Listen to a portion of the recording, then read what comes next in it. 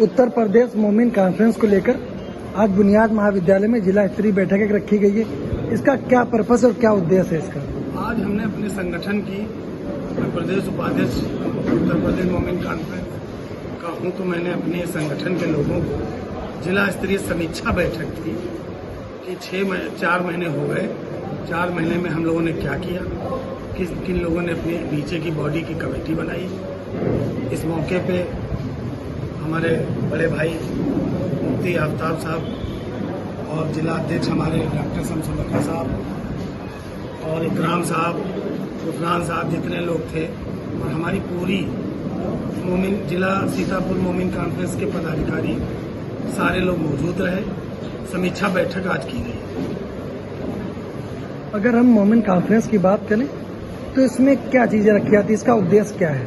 इसका उद्देश्य ये है कि जो हमारा अंसारी बुनकर है उसकी आज कोई सुनवाई नहीं है। आज के जो हालात हैं, सारे लोग डिग्री लिए घर पे बैठे हैं, किसी को नौकरी नहीं, चिकित्सा नहीं, शिक्षा नहीं, हमको हमारी बुनकरों की कोई सुनवाई नहीं, न कोई कर्जा बुनकर का माफ हो रहा है, बल्कि जो हमारा इस स्थान जो खैराबाद में आज ये प्रोग्राम हो रहा है, खैराबाद में सबसे ज्यादा दरी का काम था।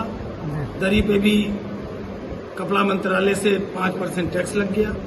आज वो हालत है, बुनकरों की बहुत बुरी हालत है। और आप देखिए सच्चर कमेटी में साफ कहा गया है, उसकी जो रिपोर्ट है कि हिंदुस्तान में, इस मुल्क में दलितों से ज्यादा बदतर बुनकरों की और अंसारियों की हालत है। सीतापुर जिला हैंडलूम को लेकर यहाँ का गढ़ कहा जाता है, क्या कहेंगे इसके लिए? मैं तो कह रहा हूँ, यहाँ पे गढ़ रहा है, करोड़ों का टर्नओवर रहा है। हमारे जो बुनकर भाई हैं अपने हाथ की कारीगरी से दरी बना के विदेश भेजते थे, वहाँ की करेंसी हम यहाँ लाते थे, जिसपे गवर्नमेंट खुश होकर हमको सब्सिडी देती थी। आज की हुकूमत बजाय सब्सिडी देने के सब्सिडी बंद कर दी गई, हमसे छीन ली गई और हमारे पे उल्टे टैक्स लगा दिया गया। ये हमारे साथ गलत व्यवहार हो रहा है। हम अंसारी बुनकरों, हम लोग सब मिल के आवाज उठाना चाहते हैं, इस हुकूमत को अपनी बात पहुंचाना चाहते हैं। अब बहुत हो गया, बुनकर चुप नहीं बैठेगा। हमारा अंसारी बुनकर समाज जो है वो बढ़ चढ़ के हिस्सा लेगा। हम लोग मोमिन कॉन्फ्रेंस के माध्यम से हुकूमत से कहना चाहते हैं कि हमारी जो सुविधाएं हैं, हमारा जो हक है, हम अपने हक के लिए लड़ रहे हैं, हमको हमारा हक दिया जाए। इतनी बड़ी तादाद में आवश्यकता, फिर आपके पास कुछ नहीं। अपनी कीमत पहचानिए, अपने आप को पहचानिए। आप जिस इलाके के भी, आपको सदर जिस इलाके का बनाया गया हो, अध्यक्ष बनाया गया हो, मैं आपसे अपील करता हूं, अपने अपने इलाके में खाली बैठना नहीं, अपने अपने इलाकों में न बैठना, एक एक को छुटाना, एक एक को छुटाना और जगा कर कहना अब सोने का वक्त नहीं है। आओ मुट्ठी मिलाकर, हाथ मिलाकर आगे बढ़ो और अपनी कौम को और अपने मुल्क को और अपने इलाके को तरक्की देने के लिए एकजुट हो। गया वो वक्त, गया वो वक्त, बस आखिरी बात, गया वो वक्त जब हम सोते थे, लोग हमारी अच्छी फिक्र करते थे। अब वक्त ये है, हमको अपना हक खुद से इंसानियत के साथ लेना। इसलिए आइए हम आप फैसला करें कि जिन जिन हजरात को जिम्मेदारी दी गई है वो अपने आप को हकीकी जिम्मेदार समझे, और इससे पहले जिनको जिम्मेदारी दी गई थी उन हजरात ने 1 साल में बड़ा अच्छा काम माशाल्लाह किया होगा। आप करते रहिए, आगे बढ़ते रहिए और कहीं से मायूस न होइएगा, क्योंकि आपकी जो मोमिन सभा है ये खाली सीतापुर से ही जुड़ी नहीं है, ये ऑल इंडिया मोमिन कॉन्फ्रेंस होती है, ऑल इंडिया तौर पर ये सभाएं चलती है।